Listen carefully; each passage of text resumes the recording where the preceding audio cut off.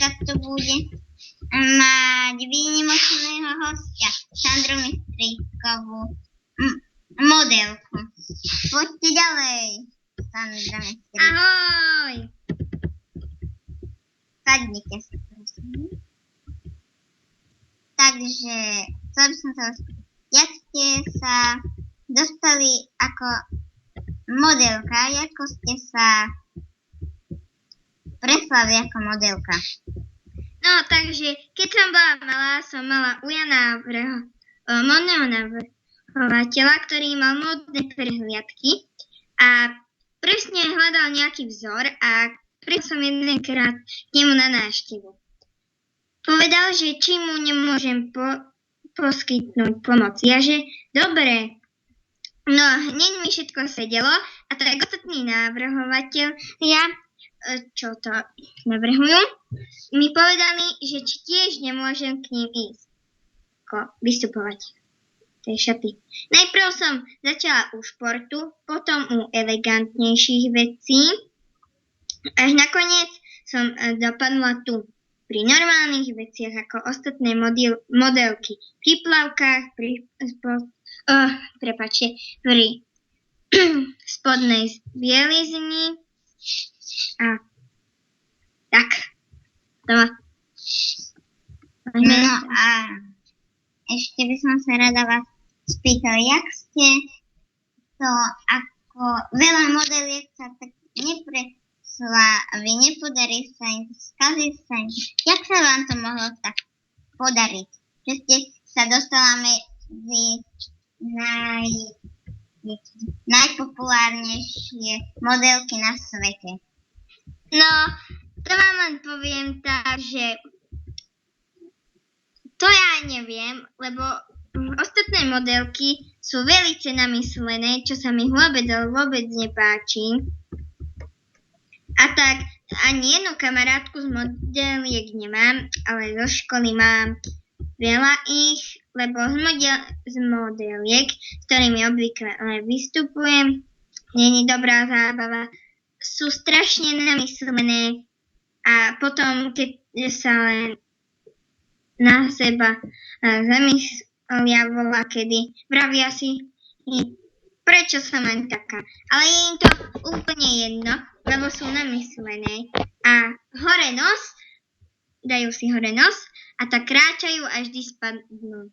A ja ne, to je asi tak. A ešte by som vás sa spýtať, to oblečenie, čo máte na sebe, je od vášho navrhovateľa, alebo je to len taký prototyp, že ste ho niekde v obchode zohnala. Zapáčilo sa vám to a kúpili ste si to. Lebo je veľmi elegantné. Takže tričko a topánky mám od navrhovateľa a nohavice sú už moje. Z domu. A ten účes, kde ste to ako chodili na také účesy? Vždy, keď máte nejaký modeling, tak vždy máte nejaký nádherný účes. No, to mi robí môj stylista Fero. Aha, takže aj ten, čo máte práve na sebe? No, ten mi on nerobil, lebo dneska má voľno. Nikde nevystupujem, tak som mu povedala, že dám si len rozpustené vlasy a sponku do vlasov. Alebo veľmi elegantný účes. Ďakujem, ani vážne špatný. No a takže, dobre, a viete, prečo sme vás pozvali?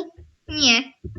Tak nie, bola ste vylosovaná, aby sme vás pozvali do našej show setkanie s najväčšími hviezdami, s najväčšími hviezdami na svete, ktoré prirazili tak ďaleko a darí sa im ďalej. Takže dneska ste bola vybraná vy na pohovor s nami. Takže máme, počkať, ešte máme pár otázočiek. Ako vy ste, keď ste ešte bola malé dieťa, tak vás bavila móda. No, už od takých 9 rokov som už trochu ma to začalo už tedy zaujímať, ale nenávidím nakupovanie. Lebo v kuse so sestrou a s maminou sme sa volade zamotali a v kuse si len pre seba čo kupovali a ja som sa v kuse nudila. Nebojte. Ja som bola na tom tiež podobne. Vlastne takisto mamina si vyberala šaty a ja som sa nudila a chodila s otcom. Čo ten si chodil hoci do iných obchodov, kde som sa tiež nudila. Takže Presne to isté aj ja. Takže ešte by som sa vás rada spýtala, že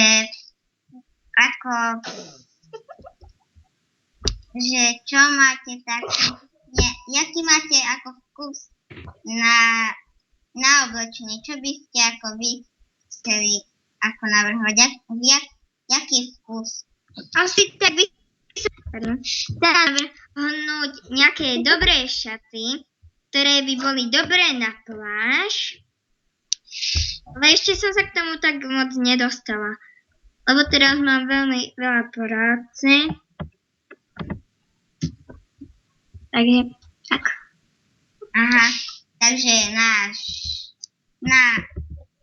naša kameristka nám povie, že ešte koľko minút máme na točenie videa. Ešte máme asi tak 6, takže máme dosť ešte, lebo máme 6 minút. 6 sekúnd to môžeme, mám toľko, že sme to začali. Nie minút. Ešte môžeme, musí tam byť 1 hodina, takže ešte môžeme. Ale ešte trošku prosím, porozprávajte, takže... Ešte 6 minút. Ešte 6 sekúnd. Minút. Už je 7 minút. Takže máme 3 minúty ešte. Takže to je všetko. Ešte by som sa rada pozrela do vášho bytu a ešte položila nejaké otázky. Bytu, no áno, je trochu malý. Žijem tam ešte s rodičmi, tak, lebo poďme. Viete, ja som kvôli tomuto došla tam. Tak poďme. Dobre. Miška, stopni to zatiaľ. Takže už sme tu pri Sandrinom dome, jak môžete vidieť. A tu... No vlastne, nie je to môj dom, ale mojich rodičov, oni tu blízko bývajú. Tak som k ním došla, ale je to ako keby polovica je môj. Bývalý dom. Uh-huh. Toto, jak vidím, je asi vaša izba. Toto je moja izba. Rodičov a váš pekný dom, takže ďakujem. Už týmto už by sme mohli skončiť a ešte jednu otázku by som vám rada položila. Ďakujem. Páči sa vám byť modelkou? Išli by ste do inej roboty, alebo by ste ostali už modelkou? Jak by som to povedala, ťažké to je byť veľmi modelkou, ale baví ma to voľakedy. Ale voľakedy si prajem aj trošku oddychu, ale niekedy to ide a niekedy nie. Voľakedy ani na výlet nemôžete ísť so rodinou. Aha, chápem vás. Takže to už je všetko.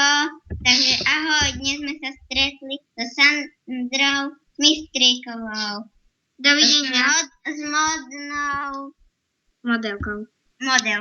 Takže ahoj v ďalšom diele. Takže hercov predstavujeme Sandru Mistríkovú, Lenku Totovú a Michaelu Malíkovú. Takže toto bol rozprávací deň súťaže